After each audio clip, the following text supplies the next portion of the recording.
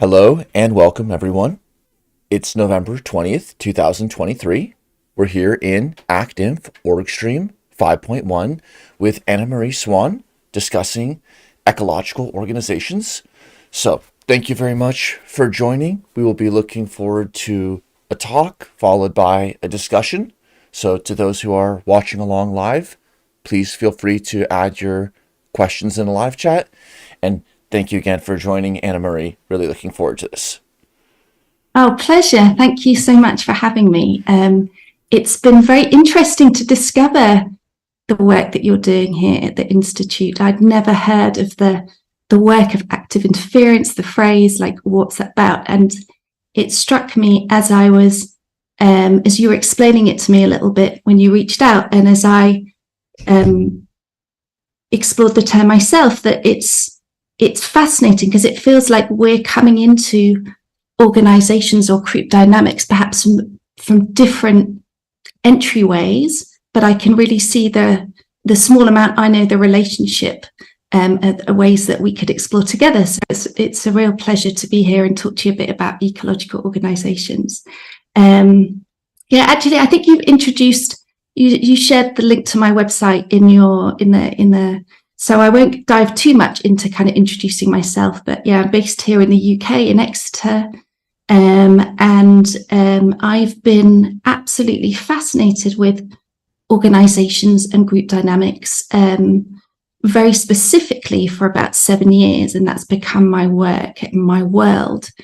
And over those years, my perception of organizations and groups within organizations has changed quite a bit.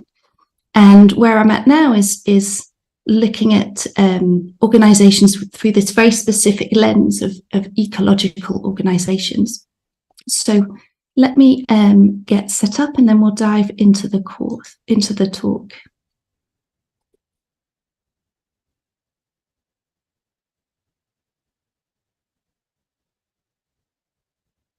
Okay. So during today's talk, I'm asking you to join me on a journey into exploring and examining the nature of an organization as a co-created story and why this story matters, in particular to how we view the role of organizations.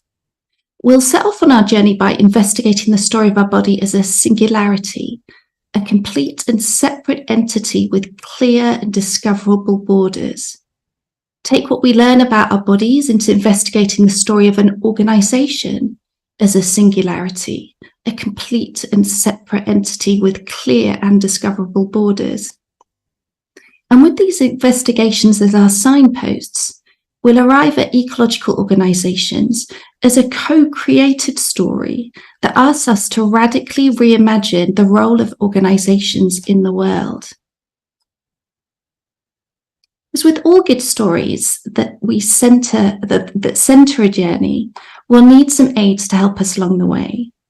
So first we'll hold truth as a lowercase t, truth that is formed of living questions that open up new questions.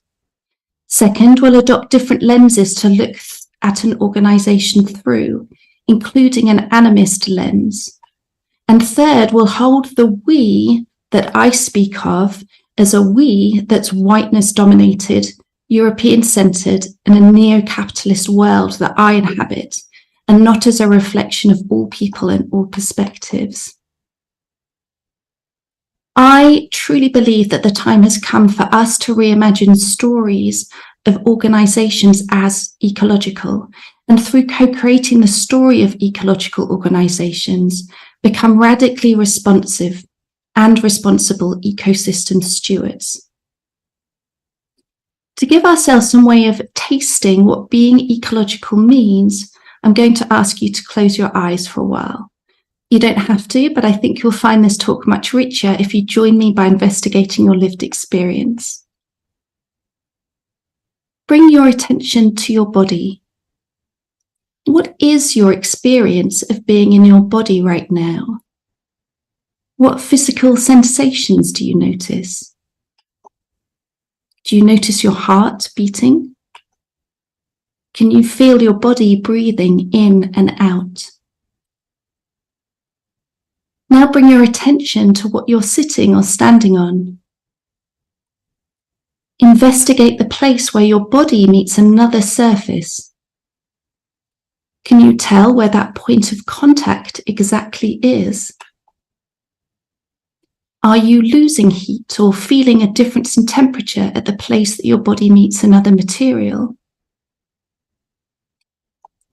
Now widen your attention to your external environment. What sounds can you hear? What sensations are you experiencing that arise from your environment? Can you notice dampness, heat, stillness, or movement in the air? Now we'll do some time travel. So go back to the start of your day and travel through it. Perhaps you woke up in bed next to someone and you were aware of that other body near you. Or perhaps you were alone and you were aware of that sense of your being alone in your bed. Recall the contact of the sheets on your skin. Later on in the day, you likely interacted with substances like toothpaste to brush your teeth, water to wash your face. Perhaps you filled a kettle with water and then pressed the on button, then drank a hot drink. Have you eaten today? If you have, remember that process of eating. The food first outside your body, then in your mouth, then swallowed. How about bringing other people into your day? Have you been in the same space as someone else today? Did you sit next to them, walk past them on the street, perhaps make direct physical contact with another human being? At the very least, you're all here on this Zoom with me, so we're in some way in connection. And you're likely sitting at a computer or on a mobile phone, which means you've turned on a screen and your fingertips have hit computer keys or interacted with a mobile phone screen. Through all of this, from the moment you woke up to right now, did you feel like a singularity, a complete and separate entity with clear and discoverable borders? Keeping your eyes shut, we're going to investigate your day's experiences again. Add into all of those activities the estimated 39 trillion bacteria in or on the human body. Now, we only have 300 trillion human cells in our body, so we have more bacteria than human cells. We have bacteria in our gut, on our eyelashes, our skin, up our nose, our belly buttons. We have it in our lungs, we have it in our genitals, and we have it in our bladders. We house multiple microbiomes in and on our body. Perhaps after all, you weren't just a singularity, a complete and separate entity with clear and discoverable borders going about your day, but a creature that is more of a multitude. Can you locate the very borders of you? Where exactly is the edge of you and the start of something else? Is your border your skin and everything your body holds within it? What about your hair? Is each strand of the hair on your head, your arms, your legs, your genitals, your eyelashes a part of you? Well, how much hair do you think you shed today? It's likely you wouldn't notice all of it. A hair from our head holds viable DNA if kept stable. Is that hair no longer part of you the moment it's no longer on your body, if that strand of head hair contains your DNA? What about skin cells? Are they a part of you? How many skin cells were you shedding when you were in bed, as you brushed your teeth, as you ate, or as you're right now? When is your skin a part of you, and when is it not? Your consciousness, your emotions, your awareness of you, can you pinpoint the edges of these? Are they contained within the edges of your skin, or do they travel outside? Where do you really begin and end? Think about the last time that you held someone's hand. Could you tell at all times where the edges of you ended and the edges of the other person began? Our reliance on our environment is a matter of life and death. We eat food and convert it to energy because otherwise we'd starve. We drink water and are hydrated because otherwise we'd die of thirst. We breathe in air and utilize the chemicals within because otherwise we'd suffocate. As we process and expel what we consume, as you've consumed today, aided by a chemical process in the body, where are the lines between food, water, air being separate from us and when they're a part of us? When we breathe, we move carbon through our blood into our lungs and expel it. At what exact moment in the conversion process is the carbon part of you, and when is it no longer you?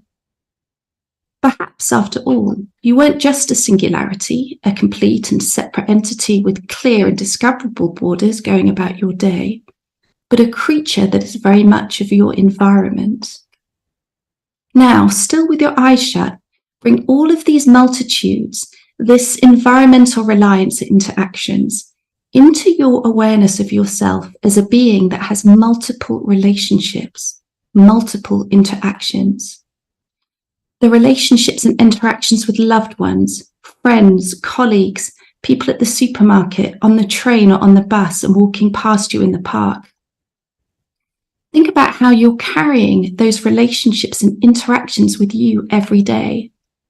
With family, close friends, partners, we're carrying years, sometimes decades of relationships and interactions with us as we go about our day.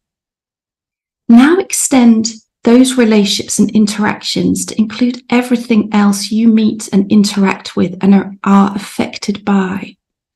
Objects, animals, trees, rivers, plants, clouds, sunshine, electricity, the internet, computer software, and on and on and on.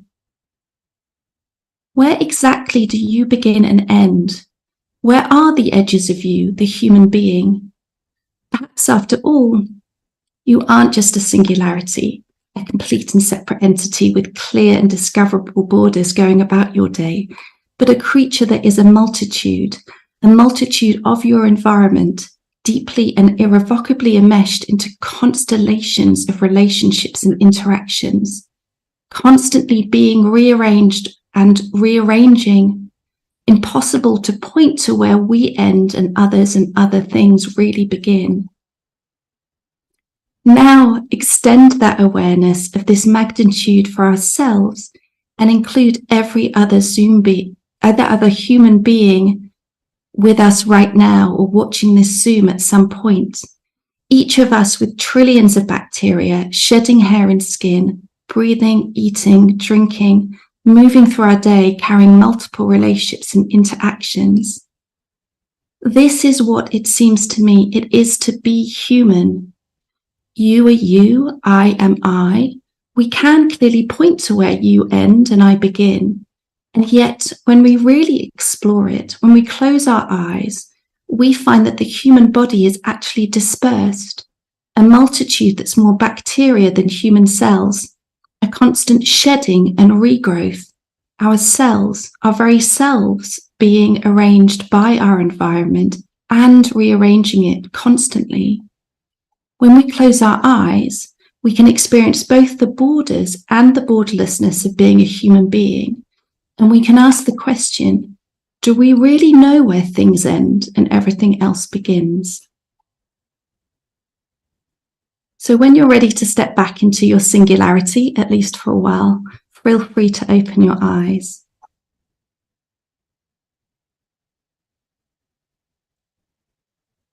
If your experience just then was anything like mine is when I shut my eyes and bring my attention to my body and then extend it outwards, what you've just experienced is how I directly experience what it means to be ecological, to be a living organism in relationship with their environment.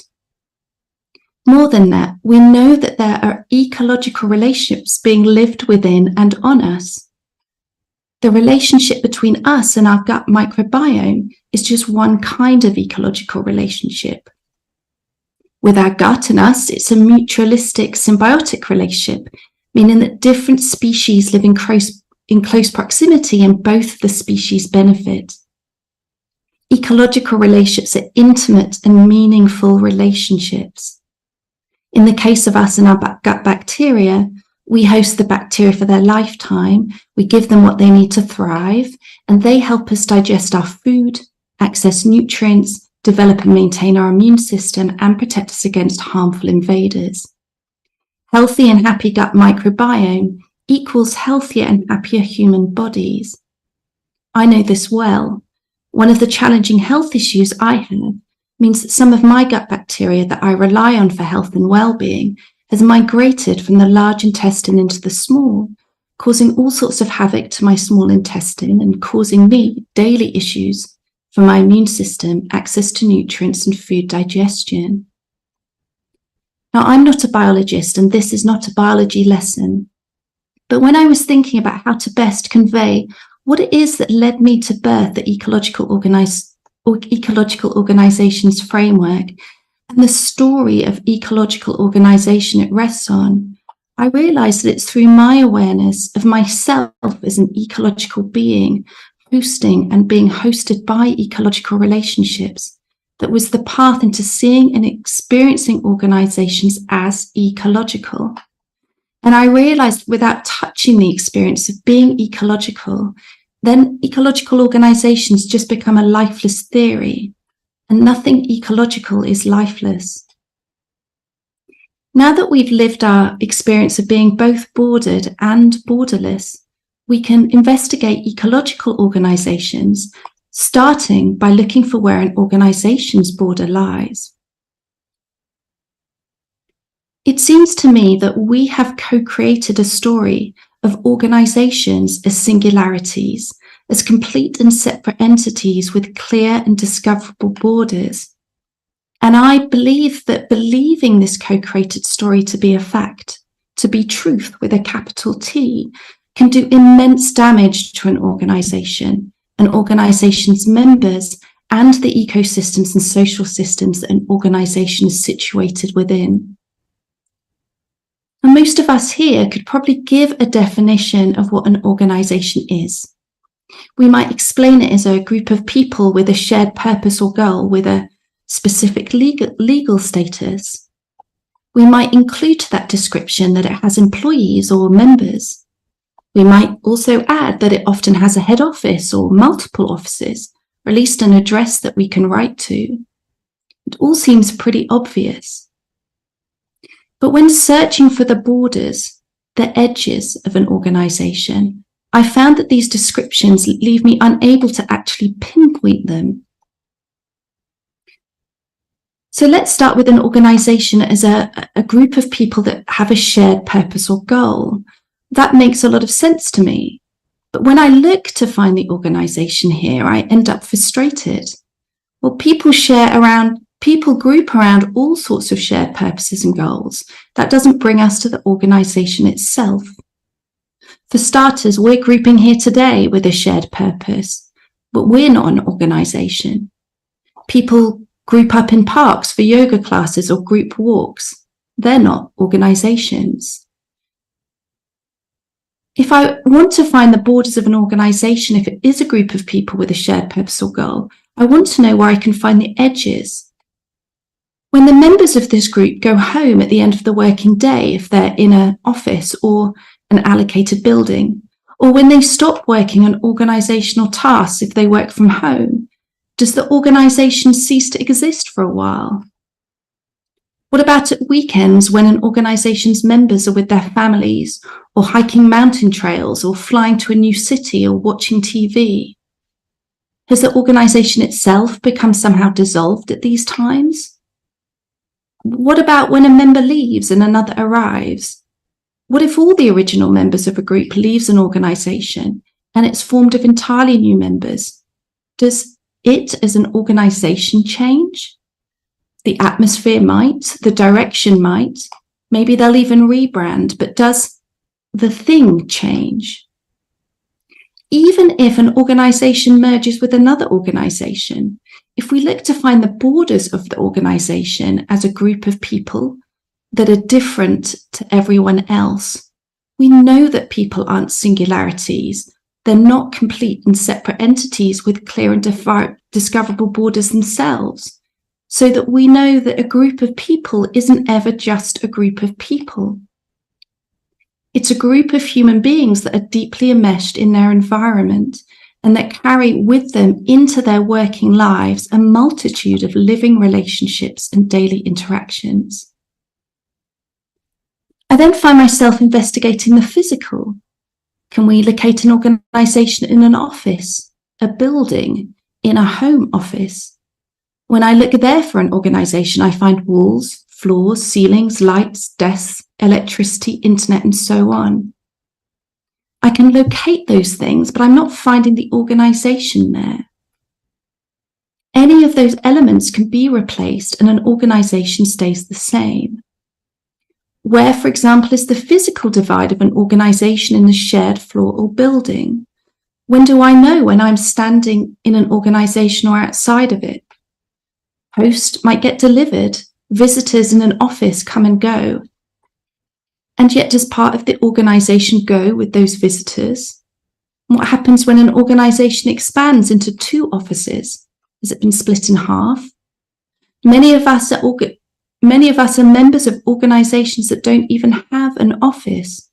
I've been a core member of a number of organisations where I've never met the other members in person and where we all work from different locations around the world. So then I look to legal status. Most organisations have one. An organisation is most often a non-profit, a limited company, a church, a school, an institution, such as yourselves, a purpose-led enterprise. Still, I can't find its borders. The organisation isn't the computer file or the piece of paper that says an organisation exists and affords it a certain legal status. I find that when I investigate an organisation in this way, I feel almost a little embarrassed. These investigations feel a little childish. We know that an organisation isn't actually a thing. None of us try and touch one, and we know in a way it's as much of an idea as anything else. We could say it's an idea, a story of all the above elements combined: the members, where they work, the shared purpose or goal, the legal status they have. But I keep getting stuck when I think of the human body and how easy it is to say that, yes, look, there at that body, that's a singularity, a complete and separate entity with clear and discoverable borders, until I investigate it and find it to be both bordered and borderless, that to be human is to be ecological and be enmeshed within ecological relationships. Even if we land or agree at organisations being an idea that we all agree to share, that I could never touch or find its edges in the same way that I could touch you and say, look, there you are, we still know that organisations exist. The impact of them on our lives is beyond doubt and beyond argument. Many of us are members of an organisation. You are members of an institution. And at some point, or we will at some point be in our lifetime, some member of an organisation. We might rely on them for our income. We have relationships and interactions with members of the organisation and relationships and interactions with members of other organisations. We look to organisations to pay taxes, to keep promises, to sell us things, provide us with things, take care of services. The impact and output of them is without argument. We have daily lived experiences of them. Here in the UK, I am daily experiencing the impact of actions and outputs of large to small organisations, depending on them for my heating, my water, my food, my electricity, and so on. At this particular time, some of the organisational impacts are so impactful that they radically change my daily life as a UK citizen for the worse. When I examine an organisation, look to where its edges are, just like with our bodies, I find that instead of singularity, instead of a complete and separate entity with clear and discoverable borders, there exists both borders and borderlessness. Take the organisation Amazon as an example. I know Amazon, the organisation, exists. I and you could point to Amazon delivery centres, the delivery trucks they utilise, their customer service team. We can buy products from their organisation. We could divide people into Amazon employees or those working for Amazon and those that aren't. We could even track the peripherals, the supply chains, who does business with Amazon, who their stockholders are. It starts to get trickier, though, to divide people into who is impacted by the actions and output of Amazon and who isn't. It doesn't seem to me to be a huge leap to guess that we'd find that every single human on this planet is in some way affected by the actions and output of Amazon. It gets even trickier to divide that everything that is affected by the actions and output of Amazon and those that aren't, like the impact on Earth's natural ecosystems and all the life forms that dwell within them and in relationship with them. It doesn't seem to me to be a huge leap to guess that we'd find that everything on this planet is in some way affected by the actions and outputs of Amazon. But it's not just huge organizations like Amazon that have external actions and outputs and impacts. Investigate any organization, and it becomes challenging to separate out the impact and actions from that organization. After all, the shared idea of, say, a group of people with a shared purpose and goal, they have a purpose and a goal. We still need to define an organization, though, even if we find there are no true borders. We need to know who works for an organization and who doesn't, which office to go to, or who to have an async conversation with. I need to know, as a member of an organization, who's paying me, what tasks I'm responsible for, what purpose or goal I'm contributing to. We need to know who to hold accountable and who to ask questions of. My work especially is hugely inspired by commons, and I'm very excited by organizations as commons. The first step in creating and governing a commons is to define it, to define its borders, so that we can understand who or what is within that commons and who and what is without. It's the same with humans. We need to know that you are you and I am I. Besides, each of us humans is unique, and that's wonderful, as each organization is unique. To me, when I investigate it, the nature of an organization seems as enmeshed in relationships, as made up of relationships, as a body is. The edges become hard to determine. What's taking place within its borders affects and is affected by what's taking place outside of its borders. What's taking place outside of its borders affects and is affected by what's taking place within its borders. If we didn't create stories of definable borders, an organization wouldn't exist. But we need to remember that these borders, like most borders, are a story that we co-create and keep co-creating. Once we hold organizations as both bordered and borderless, as having edges that are tricky to find, we can co-create a reimagined organizational story, that of ecological organizations. Ecological organizations are organizations that are curious about themselves and how they relate with their environments. They're organizations that recognize that within their so-called borders, they are a web of ever-changing, fluid, responsive relationships, from the relationships between their members to the relationships playing out and within their systems and social norms, and that recognize that outside of their so-called borders, they are affecting and being affected by webs of ever-changing, fluid, responsive relationships that are the ecosystems and social systems an organization is situated in. Ecological organizations are organizations that recognize that they are being constantly rearranged by relationships and all that dwell within those relationships, and are constantly rearranging relationships and all that dwell within those relationships. Because to be is to be in and of a multitude of relationships, as it is with us humans. Thinking back to that huge multitudes of relationships, interactions, and the intimate symbiotic relationships that each of us human being carries and meets and is rearranged by every single day that you experience when you shut your eyes. Bring that complexity, that interrelating, into your understanding of an organization, even the very smallest. As well as the webs of relationships that each human member of an organization is woven into and brings with them into an organization every single time they set foot in that virtual or real office. Think about the multitude of relationships that are involved every time people work together in different formations, from pairs to triads to small teams, large teams, departments, boards, and so on. On top of all that, bring in investors and all of their relationships, stakeholders and all of their relationships, clients or customers and all of their relationships.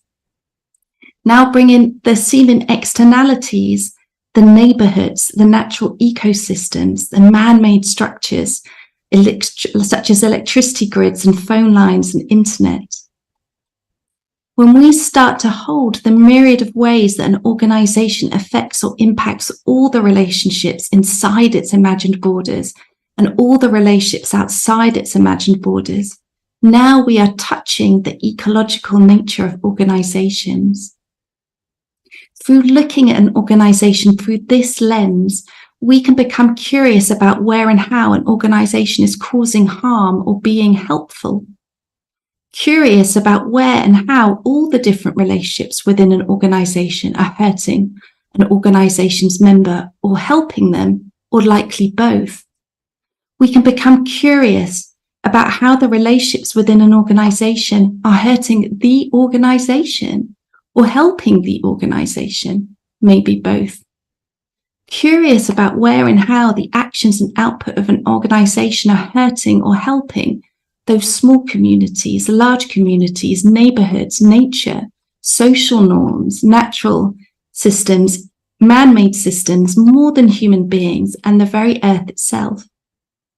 We can utilize this lens to trace and observe and intentionally improve the relationships that an organization and its members are consistently rearranged by and are constantly rearranging, both within the organization and within the local, regional, bioregional, and global ecosystems and social systems that an organization is located within. There's one thing that we still have to explore. Let's revisit and examine again the two terms, ecology and ecological relationships.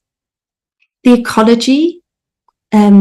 ecological is the relationship between living organisms and their environments. Ecological relationships are the relationship between living organisms. How then can an organization be ecological, be enmeshed within ecological relationships, if it is not a living organism? Well, here's where another lens comes in.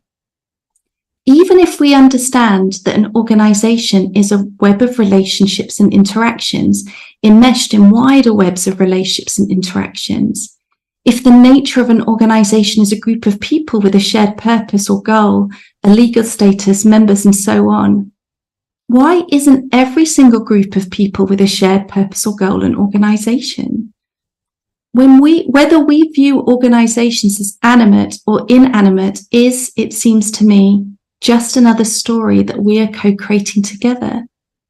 And over the many years of my being fascinated with organizational design, strategy, and facilitation, as well as group dynamics playing out within organizations, I find myself relating to organizations through an animist lens, where others just see organizations as the elements, the static elements, the grouping of business, offices, computers, decisions, employees, partners, production output, and legal status, and so on. I see these as being the elements that birth organizations into life as their own beings, breathed into life by humans and human creativity, beings that we can choose to have the honour to nurture, steward, and hopefully one day support through a good death. This is the difference that I find between groups gathering around a shared purpose or goal and an organisation. So much opens up for me when I view an organisation as animate instead of inanimate. Now I, as an organisational member, become an organisational steward, listening deeply, paying careful attention to what the organisation needs and is telling me. Being an organisational steward becomes one more way that I can honour life and all the forms it takes. One more way that I can choose to move toward right relationship. Now I, as an organisational steward, become activated into radical stewardship, radical responsiveness and responsibility for those relationships within the co-created boundaries of an organisation, and radical responsiveness and responsibility of the relationships within the multitudes of relationships an organisation is situated within. This then is the heart of what to me an ecological organisation encompasses. This is the reimagined organisational story that moves and activates and excites me. This is how I step further into activism, into right relationship, and into stewardship. Whether or not you choose to adopt an animist lens or not, or co-create a story of ecological organisations or not, I hope that this talk will at least ignite some interesting breadcrumbs you might want to follow and leave you with questions to live into and to explore. Thank you so much for your attention. Thank you. Awesome. All right. Wow. Thank you. Very experiential, and it's really exciting to hear. I think there's a lot of touch points with what we talk about at Active Inference, and so there's a lot of ways to explore. Anything else you want to add, or can I go into some questions?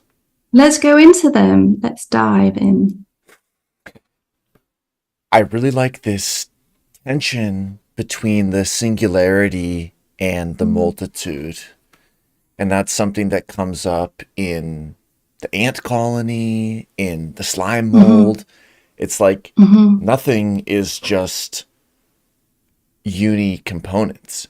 Everything that we call thing, when we zoom in, it becomes blurrier and it becomes more multi-agent at a smaller scale. Right. So how do we scaffold then our role as, on one hand, stewarding the little guys inside, and whose goals and histories we can't step into their shoes directly, and similarly for processes that are bigger and slower than we are. So how do we jump? I felt like I was ready to jump somewhere when my eyes were closed.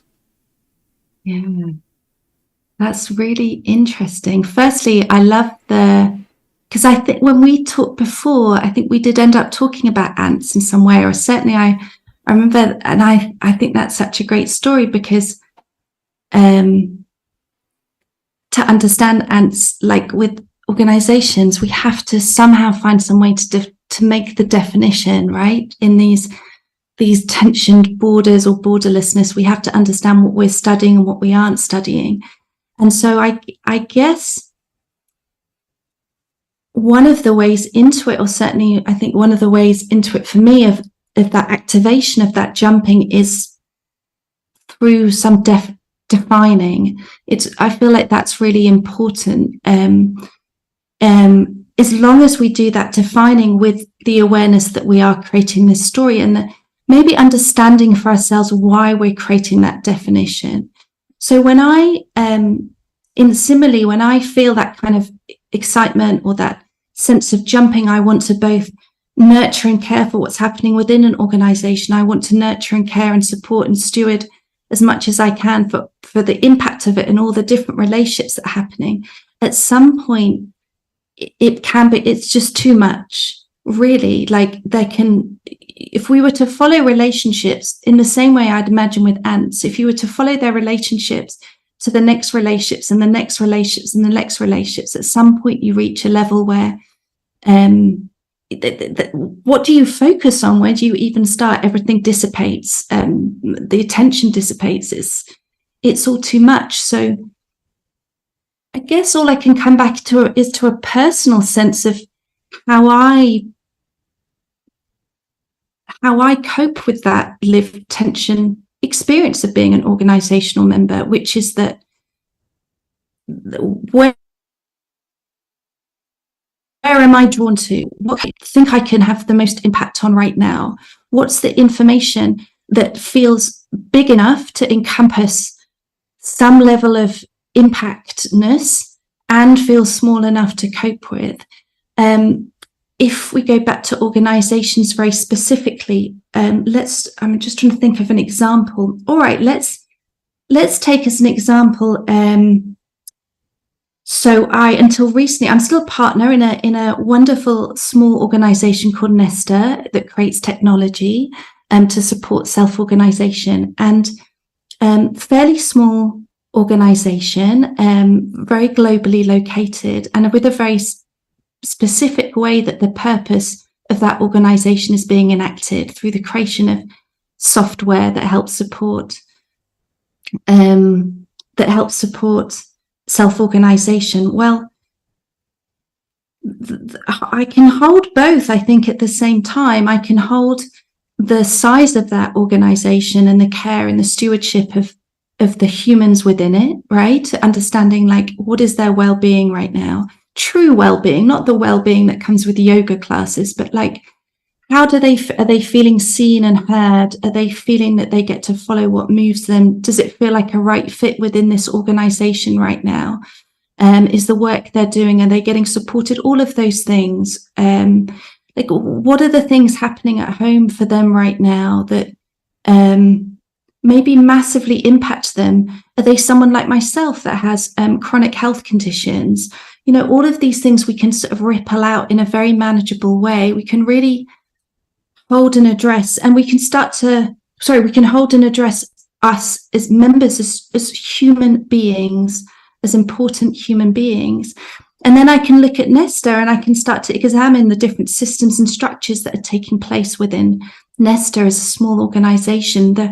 Maybe describe it as different Hollands or different cells. We can look at each one and we can start to kind of address it and see where their relationships are and what's being affected by what.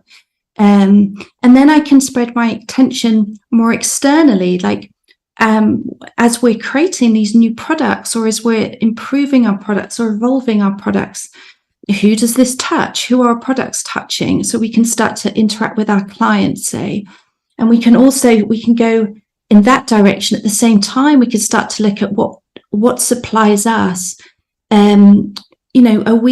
What kind of systems do we rely on for our software? Are they decentralized or centralized? Like, we can start to sort of spread our awareness and our intentionality outwards at a very manageable pace. We might start to make decisions like, well, it really matters to us where our energy comes from as an organization. It matters what suppliers we have a relationship with. So we want to start understanding the what's important to our suppliers, but we also want to start exploring what's important to our clients. So we might start to really understand, like, what are the pressures they're experiencing? What are the stresses they're experiencing? What's the impact they're having? And through this way, and in a way, I guess what we're doing is we're gently starting to practice, because it is always just a practice what it's like to bring attention to both things at the same time, to start gently extending awareness outside of the borders in manageable ways, while at the same time holding just as important and understanding those effects, how they affect So might find that, maybe a client's having an incredible challenging time, and we start to support the clients in some way with that in a different way, and then relationships change and we find new pathways internally within our own environment. If we're taking it to more kind of, not I'd say so much extremes, that's not quite the right word, but if we're looking to do, so we're so activated and we have the ability, there are some really fascinating things happening in the world. There are, and I forget the name, but there are companies that are creating office buildings that are their own ecosystems, that are themselves living ecosystems.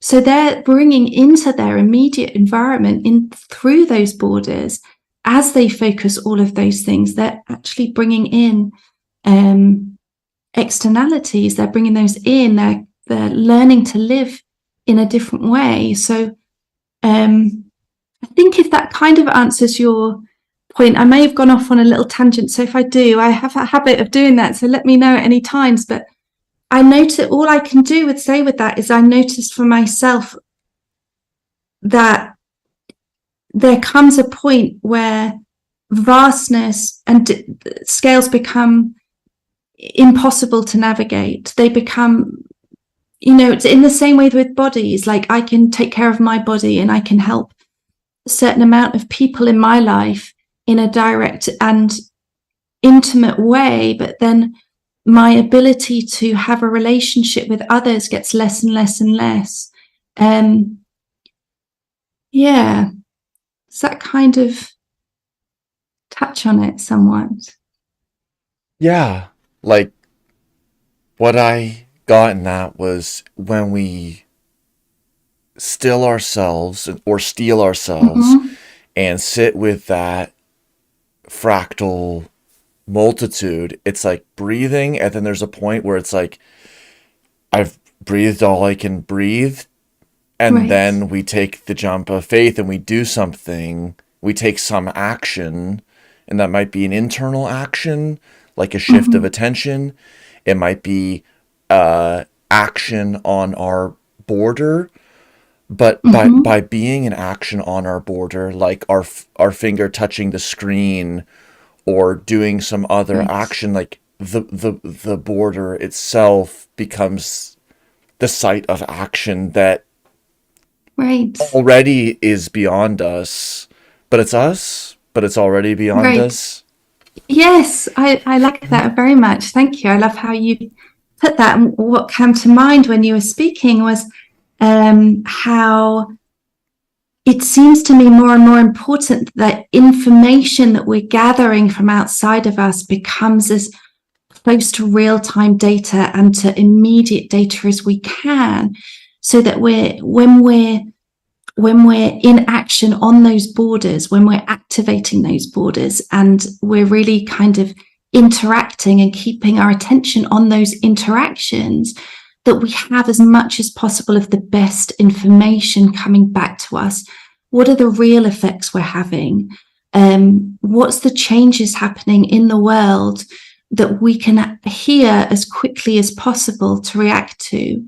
A practical kind of example of that is in the way that we often see organizations triggering kind of sweeping changes. Let's say AI, for an example. I know that's a whole ball of like stuff that we might not want to open, but it's a really, for me, one of the things that I found incredibly troubling about AI is how quickly AI has moved to a global scale without really giving us as humans and our systems and our environments. And I might be wrong, an AI person might say, no, these have been done, but it feels like we've moved to a global encompassing scale at an overwhelming rate. We haven't given time to have more kind of localized experiments that we can get as true to real-time data about the impact of AI on communities, the impact of AI on our work, the impact of AI on our ecosystems, impact on our energy systems of running AI, all of these things. We've kind of got swept up into this enormity of it. And you spoke earlier, one thing that really struck me is you mentioned something, I'm going to forget the phrase, but it made me think of the different ways that we experience time, right? You mentioned something, I think, about how do we exist in this kind of bordered state and be in touch with the externals when things may be moving at different times, deep time or slow time, or you said something. Do you remember? I don't know. No. Okay. But it's like sometimes AI makes me crave like whale time. It's like, look at how slowly, or what does life look like for a whale that's alive for like so long, and it seems to move in this particular way. And then us humans with something like AI, we just move often at these incredible speeds, really kind of removed from our environments. And I find that very disturbing. Like, I physically find it very disturbing at that idea. And I look at kind of, this movement with AI, and I get all the organizations that are leading it. And I kind of just want to ask them to slow down. It's like, please just slow down. Like, it's not that I reject, or I don't think that we should be evolving and changing and innovating, but to really understand, to keep our attention on the borders of ourselves, of our organizations, we have to also move at a speed that allows us to bring in as close to real-time data as we can, so that we as organization members have the best data, the best information.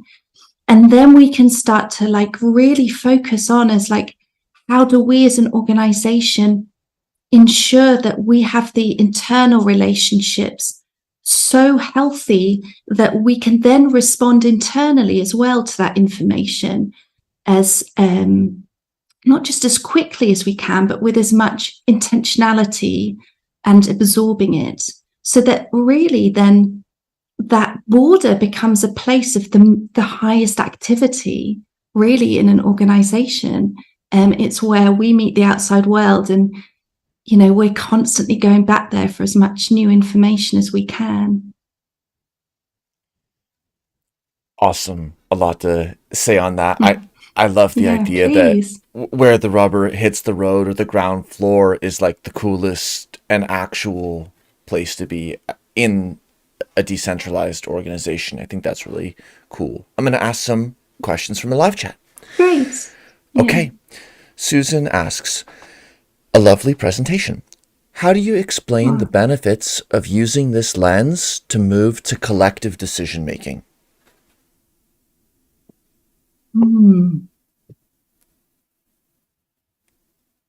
Well, I don't know that I actually do. I don't think I do in that sense. Let me explain. So I come from a background of collective decision making. I come from a fascination in self-organizing and how groups self-organize and make decisions. And so I have an immense fascination with that. And of course, how groups make decisions is incredibly important. How we navigate our social norms, how we navigate being relational creatures. I have a personal preference for things like consent decision making, for self-organization as a base managing approach, because to me it affords so much that I see as beneficial. But I actually don't think in my work of ecological organizations, no, is that true? At the heart of it, I guess what I'd like people to come away with is understanding that to view an organization as ecological does not put a preference on something. To understand something as ecological is in the same way we look at, if you're studying to ants, we're understanding something about the nature of an organization itself. That's what really feels important to me. However, I, being an opinionated human being, have, my strong opinions. And in the framework that I authored as part of my kind of understanding of my perspective on ecological organizations, being a self-organizing system and understanding what that looks like for people, and also being relational, are key elements of the framework. And the framework really is just guidance. It's very much a personal perspective that came from the work that I've done over the years in self-organization and working with organizations, that to me is a lens that we can look at organizations through. So I guess what I'm trying to say to you, Susan, and thank you for that question, is in some ways, as someone working, looking to bring to attention the idea of organizations being ecological, it doesn't really feel like my business to say how well you make decisions within them. But as a human being, having worked in organizations and having worked with relationships and how groups work together, it feels to me that we can choose to put that lens on, like using something like the framework, and we can, as part of that, focus on how we make decisions. And for me, that always comes back to things like consent decision making, to really looking more at the kind of organizational design and governance. But it was one thing that I thought was very interesting in my understanding of active inference, and Daniel, correct me if I'm wrong, but it's my understanding is that active inference is doing exactly what Susan's pointing at, is understanding how collective behaviors works, how decisions are made. Is that right? There's a lot to say there. Okay. Certainly, yes.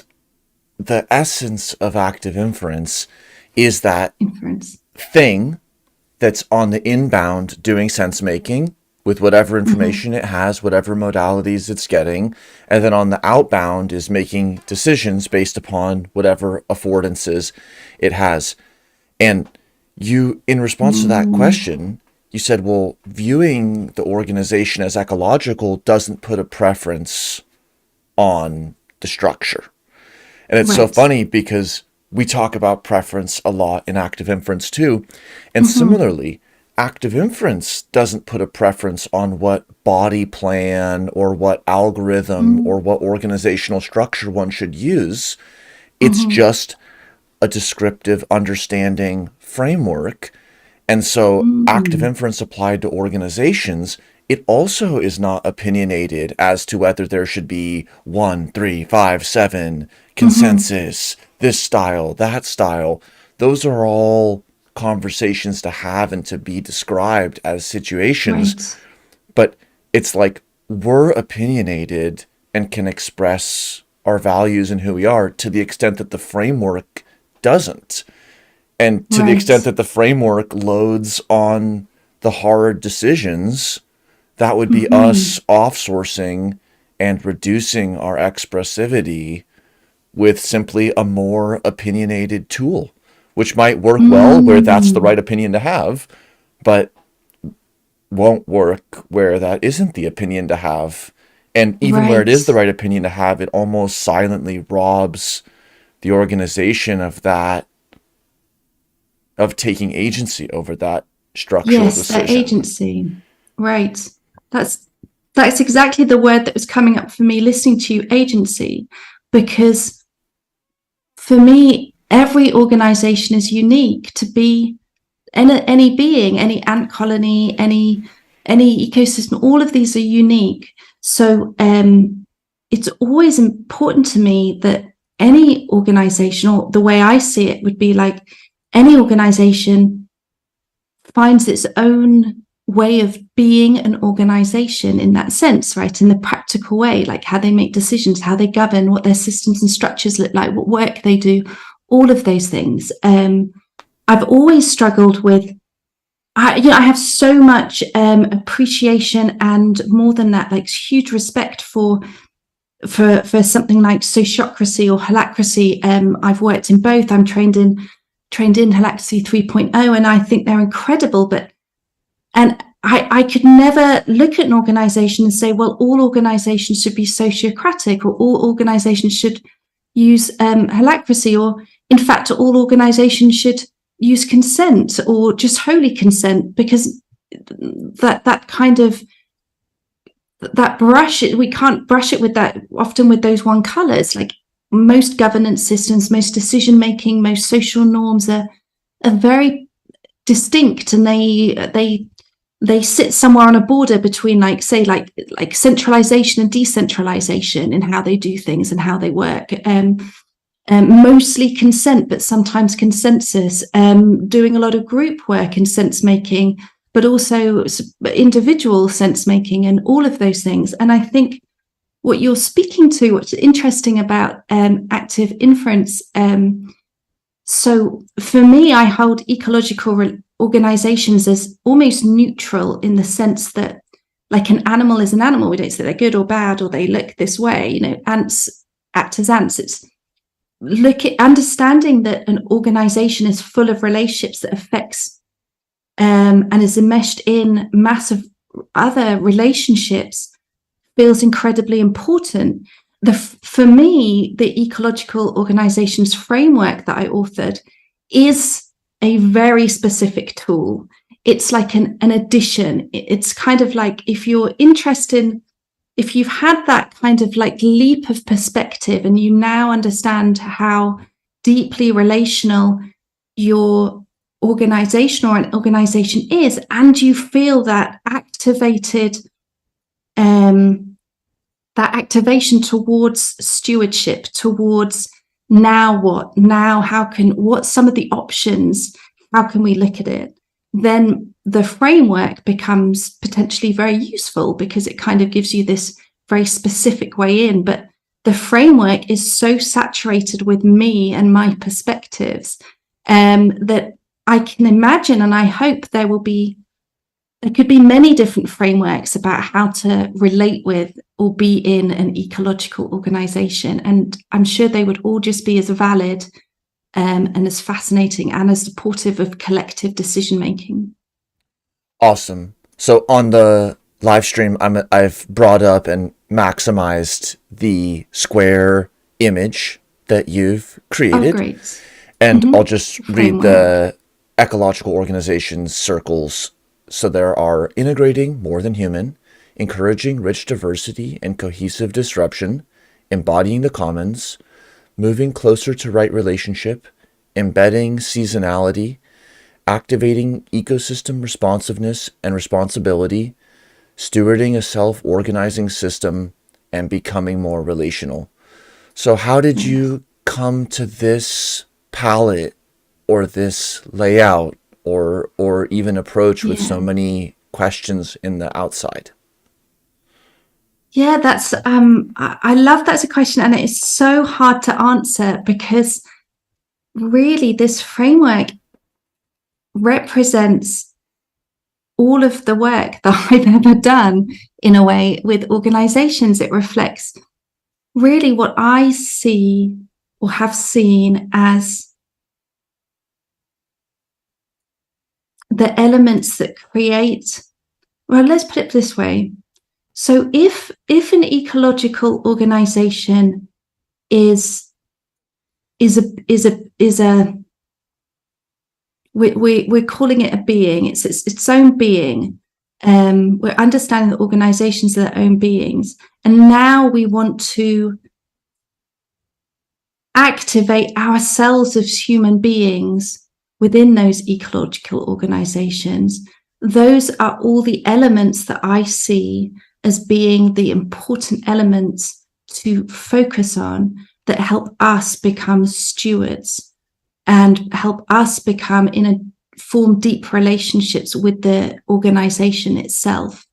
And really, when I created the framework, I didn't mean to create a framework. What I was trying to do was reached this point in my life when I realized that I was moving further away from previous work that I'd done and relating to organizations as I had done before, and was really just trying to understand for myself, what is it that I care about? What is it to me? Like, if I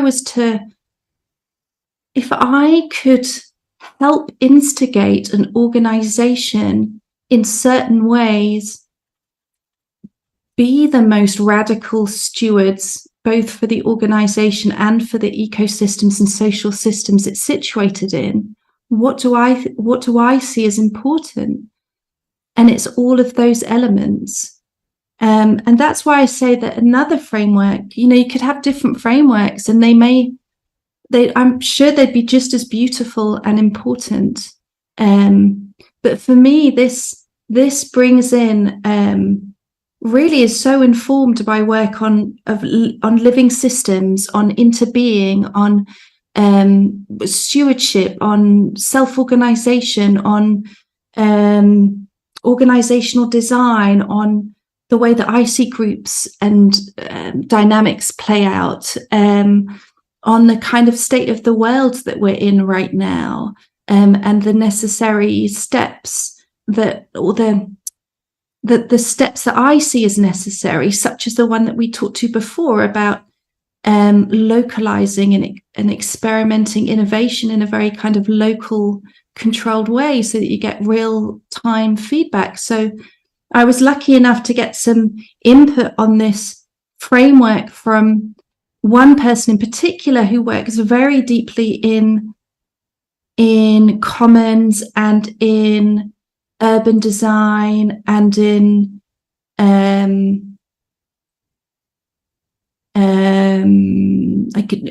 sort of building like ecological villages, things like that. And they brought the attention to the importance of real-time information and things like that. So you still with me, Daniel? We lost you a moment. Oh, yeah. You've gone. Your picture's just gone. But yeah. So yeah, I mean, and then they became questions through reading the work of Dr. Wall and his work on regenerative design, and I realized that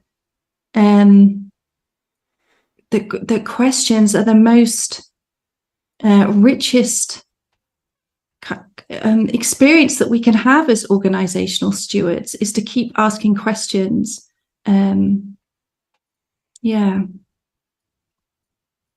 Thank you. That's awesome. I really resonate that with asking questions. What would happen if questions were asked from the top, from the middle, from the outside, from the boundary, rather than leading with directives or commands? I'll ask another question appropriately from the chat. Mills8102 writes, question: there are so many connections to be explored beyond ourselves as persons and organizations. How do we prioritize and choose which areas to explore with our finite capacities to do so? Yeah, that's so important. It's a question I often ask myself, and I think we have touched on that briefly when we spoke about the need to somehow find the edges of what becomes too vast for us to hold within our awareness and work on, and what becomes manageable. I'm probably going to give a really frustrating answer to that, which is that I think what the priorities are would be very, very unique and specific to the organization, to the ecosystems and social systems that it's situated in.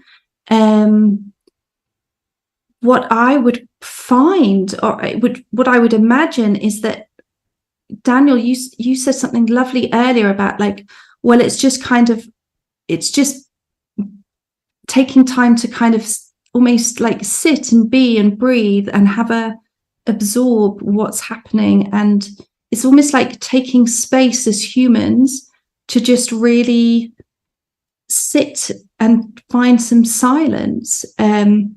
And then it could be multiple ways in as priorities.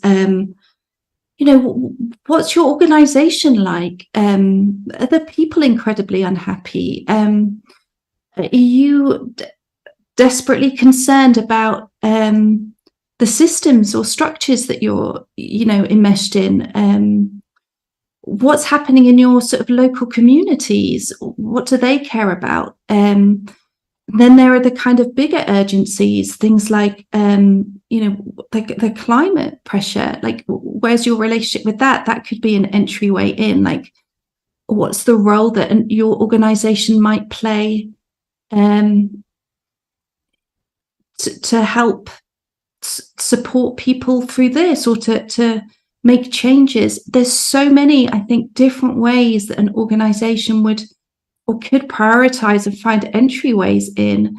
On a personal level, I think it's probably about gathering as much information as you can, listening as much as you can to others. Like, what do other people see? What do they think are priorities? And then finding something that really fascinates you. That's something we often forget about too. Like, where do you personally feel pulled? What gives you excitement and energy to work on, or to look at and examine and explore? Maybe you should make that a priority. I don't know. I find that's a very personal situation for each of us, and going to be very unique for every organization and the ecosystems and social systems. Well, in active inference, where we're creating these formal models of sentient things, it often comes up like, how can something be such a general scaffold such that we can fill in the details and make it an organization or an organism?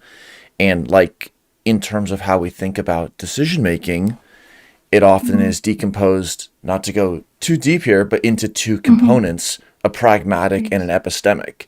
And the pragmatic is about making the world as we expect it to be, like making our organizational culture or the narrative as we expect it to be. And the epistemic is like the mystery and the curiosity and the open-endedness. And there's this blend in every action, or at least in how it's chosen, between bringing the world into alignment with the preferences of the thing, and that thing learning more. And that seems to be a place that can be pulled back to, that can explain the activity of non-curious things, like a metronome. It just carries out its task rhythmically, all the way on through purely curious things that don't have any pragmatic preference. They just seek to explore information. And this is part of the ecosystems of shared intelligence, which is something that people in the active inference field talk about, is like, rather than constructing monolithic architectures, bigger and bigger models, we can already think about our ecosystems as a piece of paper here, and an old computer here, and a person here, and the office cat here. It's like, we're already in this space where the causal networks flow across bodies and networks and computers, and we overlook that heterogeneous reality, again, already at our own peril, because it's already how things are. Yeah, I mean, I can absolutely, I can. Yeah, I mean, it's so fascinating, because I think, we're sort of looking at the same things, but maybe in this, or our entryway into how we're looking at it is my entryway into this is through, as I said earlier, it's through my kind of lived experience of myself. And I think that having, as someone who's had chronic health conditions their whole adult life, the impact of that has made me explore my reality and my body and my world in a very different way. And there's certain things like it limits my capacity, it limits what I can focus on, but it also heightens things. It gives me a very kind of perhaps visceral experience of what it's like to walk through the world with a kind of queerness that some people might not experience. So there's all these kind of different entryways into it. And one of the things that I really hesitated with when I brought out the framework was, what if people read this as an answer? Like, what if people read this as an end goal, as a, like, oh, just take the framework and put it on an organization and we can just follow these questions and that's it. I'd find that heartbreaking if that happened, because, but at the end, but we also as humans, I need you to sit here and talk to me about active inference. I need you to hold all of your knowledge about it, because I don't have the capacity or probably even the interest in the same way you do to dive into it in the same way you do. And you might not have the same interest to hold and dive into ecological relationships or organizations in the way that I do. And I'm not saying you don't, and I think that's what I find so, sometimes I feel this pressure. It's like, I don't know enough. I need to know more. How do we make these decisions without more information, more knowing, without being more rearranged by knowledge? And then I have to kind of breathe, and I have to go quiet, and I have to kind of remember that we are millions of people, and we're holding all of this different information, this different knowledge, and these different entryways into something. And that just feels a miracle to me. It feels so exciting. And if we can just hold all of these things as these lowercase t's, these truths that are more questions. I'm curious, can I ask a question? Tell me, like, what are some of the kind of living questions maybe that you, Daniel, or more generally your community kind of lives into?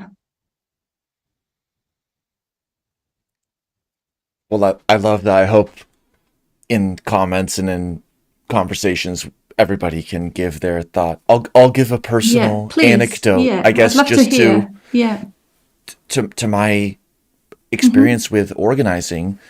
Your question brought me back more than 10 years ago to organizing a chess club in undergraduate and bringing out tables to the farmer's market and playing chess with people, and myself not being the best chess player in the group, not even close, not ever having competed in chess, but wanting to show up with the boards and facilitate that space where people who had years of chess or minutes of chess could have fun. And the question that mystified me then, and I see in a new clothing today, is some people would walk by the boards and it would just bring them joy to see that we were out there, and they would just, whether or not they stopped and played, they would, like, it made them excited. Maybe it reminded them of their passion. And other people had seemingly intense negative reactions, like that the existence of a game was, even with or without them playing, was a threat, or that somehow their worth, or that their relevance was on the line, seemingly for chess, in a way that if we had checkers on the table, maybe it wouldn't have seemed so. I see it again now as we organize variously in kind of purely relational communities of care, online friendships and relationships, but also including technical open source ecosystems with science and technology, engineering and math and art and all these different areas. And Mm. How do we have an organization so that the passerby and those inside and those outside in that boundary moment, it's something that makes people feel warm and right with who they are, not like I should have been doing something different in my past, such that I should have been a different person right now just because I saw a chessboard. Mm. That's an amazing question. And it seems to hold so many other questions in it as well about like sense of self and just yeah, fascinating. Thank you for sharing. I'll ask one last question from the chat. Sure, yeah. Yeah, please do, yeah. Awesome. So Susan asks, what are barriers for people to begin an exploration? In other words, what is scary, confusing, and overwhelming, full of surprise? Maybe that's in reference to the framework, or maybe just in the organizational work. Yeah, well, let's maybe start with the framework and we'll go backwards. I mean, I can imagine that for a lot of people, it could be overwhelming just to sit with the framework. Like, where do we even find entry here? Do we resonate with these areas? Maybe there's some we do and some we don't. Maybe there's language here we don't resonate with, or what is a more than human being? I mean, I've been asked that before, like that's not a terminology or even a kind of perspective that that everyone holds. So I mean, I can imagine that there might be quite a lot about the framework, and so I struggled a lot with like, how do I produce this thing and be true to it and also not be scary and kind of like, do I change my language? Do I all of these things? And then it felt like, no, all I can do is, I think as any of us can do, and maybe I'll change my feeling on this future, is all we can do is be true to like what's within us and what we see and bring it into the world with as much care as possible, so that the people that can connect with it can, and the people that don't. I'm not that worried about the amount of people that won't connect with something like this framework. They'll find something else they can connect with. They'll find other language that matters to them. They'll find different areas. And I also like, if someone took the framework and they said, oh, half of this seems absolute rubbish, but half of it kind of resonates and I'm curious and I want to dive into this one particular question. Well, great. It's like fabulous. I think we should all follow the breadcrumbs and interests that matter to us. As to having I guess it feels like maybe a slightly different question with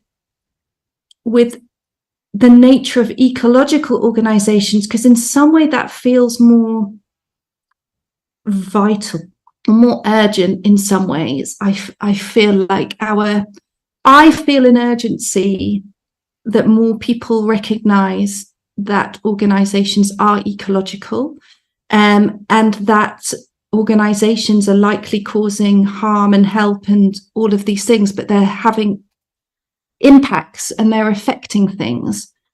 That to me feels urgent for these times.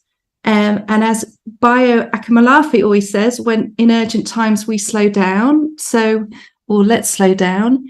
But I can imagine that it might be very hard for people to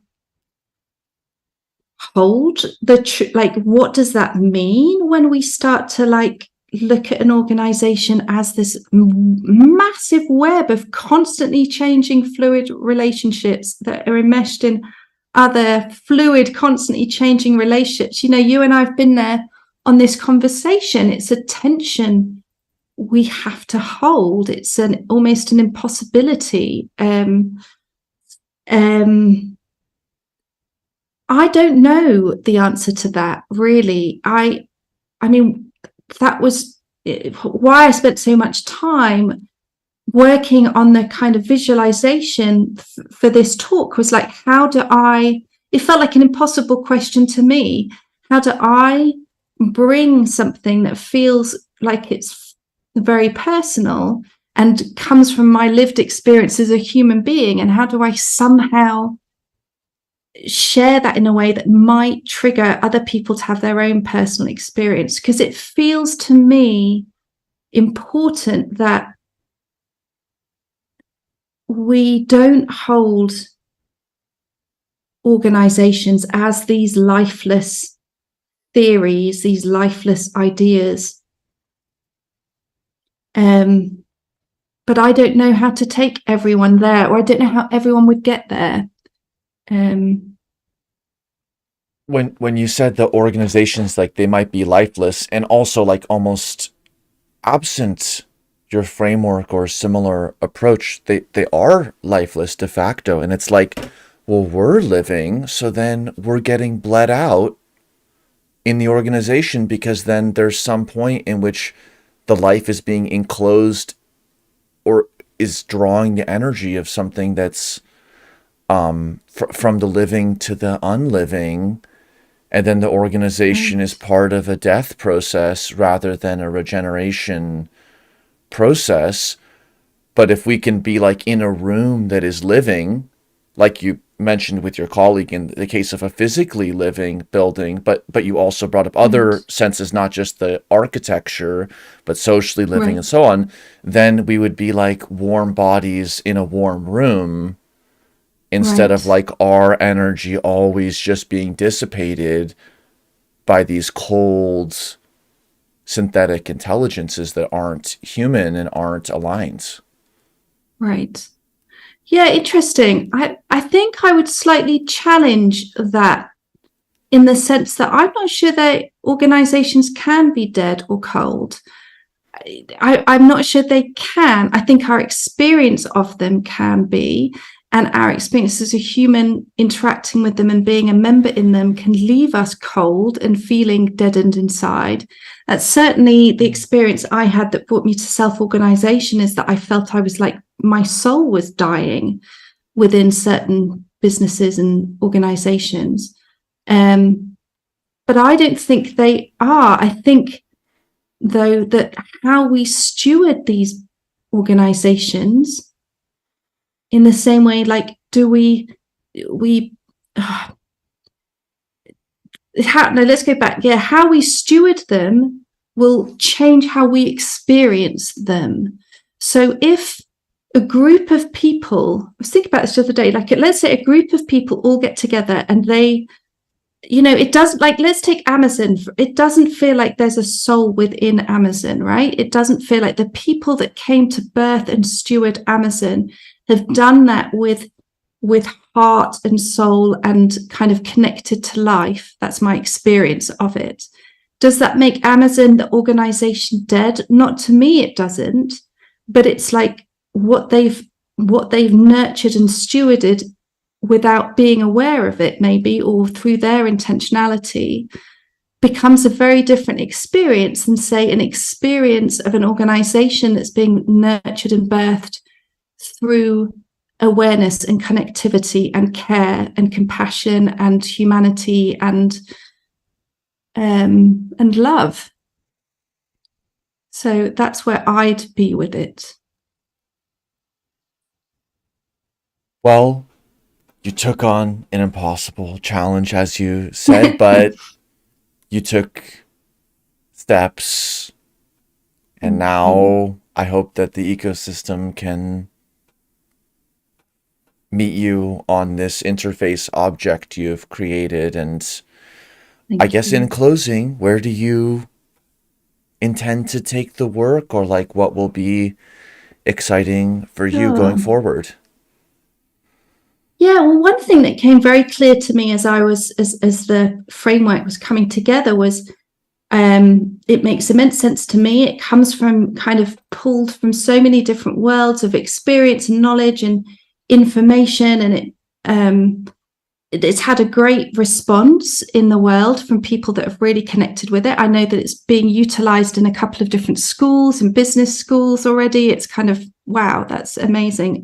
People are bringing it into their organizations, and that's amazing to me. And also was that sense as I was bringing it together that this needs now some real world experience, like everything else. This feels in a bit like an infant or a young child that's been kind of nurtured into the world, and now it needs real life experience. So the more that the framework can be interacted with, the more it can be explored on a personal level.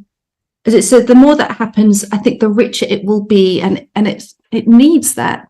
On a personal level, I've had a long kind of sense that I would like to start a community because of the interest it's gathered, a come together, draw people in that are fascinated with holding up this lens of ecological organisations, and support them by bringing in people from all these different worlds that inspired it, such as interbeing and sense making and self-organisation and all of these things.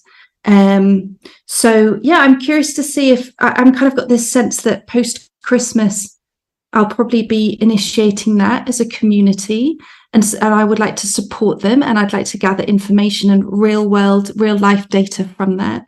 And I'd like to start, if I can, working with organisations that are drawn to the framework, to see what happens as we, over the longer term, as we apply it and utilize it, like what changes about the framework.